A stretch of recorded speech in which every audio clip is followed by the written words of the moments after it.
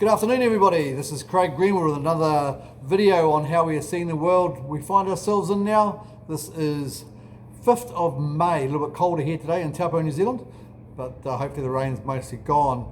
So a big thank you for everybody who's watching the videos and who have liked and shared, that's amazing, thank you. And also for the comments, we've had a few people out there that have shared videos with me for the information that we're getting on the virus and a few other bits and pieces.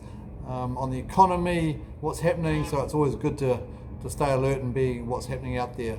So today I want to talk a little bit about the virus itself, and just for those of you who haven't heard the news, I'm sure most of you have by now, is that initially we were told that the virus itself was first caused by someone in Wuhan, China, eating a bat from a wet food market. Now, of course, we find that right next door to that food market, there happens to be a lab that for the last 4 years has been doing some research on bat viruses and how to get those bat viruses into humans and make it more deadly. That sounds pretty bad, doesn't it? But that's what they've been doing. They've been getting about $7.4 million from some countries, China, including US and a few others, and to do this research. So in actual fact, the research stopped, funnily enough, March this year. But up until then, they've been doing research on bats to find out how to get the virus from a bat to a human and make it more deadly. So it's called like a gain of function. It's kind of they're using some gene stuff and a few other bits and pieces that I do not understand. But anyway, these scientists have been doing it for a long time, and obviously it worked, and they've come up with a good virus that works really, really well. Why they were doing it, I don't know. There's an old-fashioned saying out there that just because you can doesn't mean you should. So they sold the idea and got the research saying that they might get some vaccines out of it in a future date.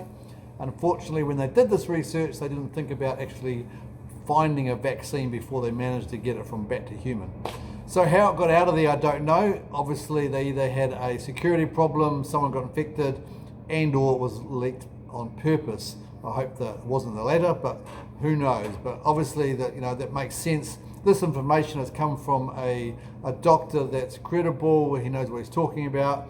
It's over the YouTube channels now. The US have been looking into it as well, and you'll see it on mainstream media probably in a little while. So yeah, it's interesting, isn't it? Why would scientists be looking at that kind of stuff? It really quite amazes me. I hope that doesn't mean that they investigate it and China gets blamed, although they should in some way, but that then the US starts to pick a military war with them. Who knows? So you'll know that when you have a disaster come along, you never let it go to waste. So most governments normally use a disaster like this, the coronavirus, to implement laws and to change things while we're basically all sleeping and in the government control. So it wouldn't surprise me if those type of things happened. I think I talked about it earlier in some other videos that I wouldn't be surprised if we get a change of currency. We're overdue for one, and it would be a good way of resetting all the financial debt that the world has, and we all start again. Best time to do that is while we're still at home. So who knows, that might happen, might not. If it doesn't happen now, it might happen later, but I think it's definitely coming very, very soon. So I want a big interesting, went out town this morning, had a drive around and looked at a few places. There's obviously businesses trying to do some business out there. Very hard when you can only just have a door open, you can't go in the shop, and they're going to be finding it very hard. Of course, all their costs are still the same, but they can only do a very small amount of what they would normally do business wise, so it makes it very hard for everybody. We're in level 3 at the moment. We need to get down to level 2 as soon as we can. I think it's long overdue. I think the government is playing the real safe card as far as the virus is concerned, and taking all the advice from the health professionals. But obviously a health professional is only one side of the equation. In actual fact, only a small side of the equation. And if they had it their way, they would have us all locked up for the next year or so, because that would be the safest thing to do health-wise. Of course, from the economy-wise, that is the totally wrong thing to do. And there becomes a time when they have to take the risk. Let us get out, let us go back, make some money, and get back to some kind of normality. Now, it always amazes me that when you have a risk of getting the coronavirus and dying, there's also a risk that the longer they lock us up, that people will die through other reasons because of the coronavirus, such as hospital beds not being available, medicines not being available, people not going into the doctor because they think they should stay at home, surgery not being done. Then on top of that, you have the scenario where in America, they've done the study, and it's been used quite often now, that for every 1% increase in unemployment, there is a correlation that basically 36,000 people will die. And that's a lot of people. So, and that's deaths because of when you get a lot of unemployment, you get mental health issues, you get suicide, people have a lower standard of living, so they don't have the same access to drugs, to medicine, all that kind of stuff. So you put all that kind of stuff together, and basically they've come with a formula that's pretty accurate, that for every 1% of unemployment rise in America, there's an extra 36,000 people that die. Now, if you take the same equation in New Zealand, if you think we're similar, which of course we are in some ways, if for every 1% raise in unemployment in New Zealand, it would mean that we could have up to 500 people dying of all that other stuff that I said. So, you know, people need to think about that when we're saving 1 or 10 lives in the coronavirus. Well, how many more are we actually killing in the other end of the equation? Now, the government can sell this very easily, being emotional and just saying that, you know, we must all stay at home and save lives, and if we save 1 life, it's worth it. Well, no, it's actually not true, because if you save 1 life from the coronavirus, but then you kill 200 because the unemployment's gone up by 0.5%, well, obviously you're worse off. So I don't think that equation has been thought of. I don't think people think of it like that, and they need to.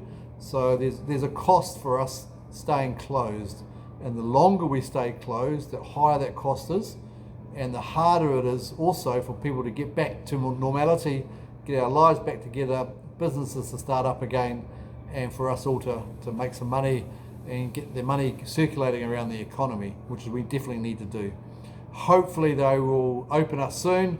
Hopefully we can have a bubble between Australia and New Zealand, which will be quite nice. That'll help the money go around the economy a bit quicker. But I still fear that there's going to be a lot of people out there that are going to be too scared to leave the safety of their home. And because of that, they're not going to spend money as they would normally do. And that's going to slow the economy from restarting and re-going back to normal. So we're going to see, you know, the worst is still yet to come as far as that goes. I've been around town a little bit here in Taupo, and I've heard that there's a few big businesses already closed, which is quite a shame. And hopefully the rest of us can hang in there and reopen. I see some people at level 3 that are open. They've just got like a door open and they're trying to do business, but it's pretty hard. You're not very efficient. Luckily the government's paying your staff, but it's pretty hard to make money. So hopefully we can get out of that real soon. Just on that too, I see a few people around town and everything else. It always amazes me, maybe someone out there can tell me, that this mask thing, I don't quite understand it. Now, I've got a few friends in the medical profession, and they tell me that unless you've got an N95 mask, everything else is a waste of time anyway. Most people don't use it correctly. They'll put it on, they move it around with their hands, scratch their face, all that kind of stuff, which obviously is no good. Most masks are designed to stop you infecting other people, not the other way around. So I don't understand this people use, and then people with scarves and handkerchiefs over their face. And then I see people, which I really don't understand, they'll be in a car by themselves with a mask on. I mean, this is not airborne, so I don't know, I don't understand. It just shows you that, you know, people get paranoid, they get a bit scared, they'll do everything they can, and something that we know is a complete waste of time, but they'll still do it. And that's human nature, so, but it is quite interesting to watch. And you know, we all have to keep our social distancing in certain places, and then they let us into the supermarket, and then you're basically going up the aisles right next to somebody half a metre away, no problem at all. So that to me doesn't seem to make much sense, but anyway, that's what we do.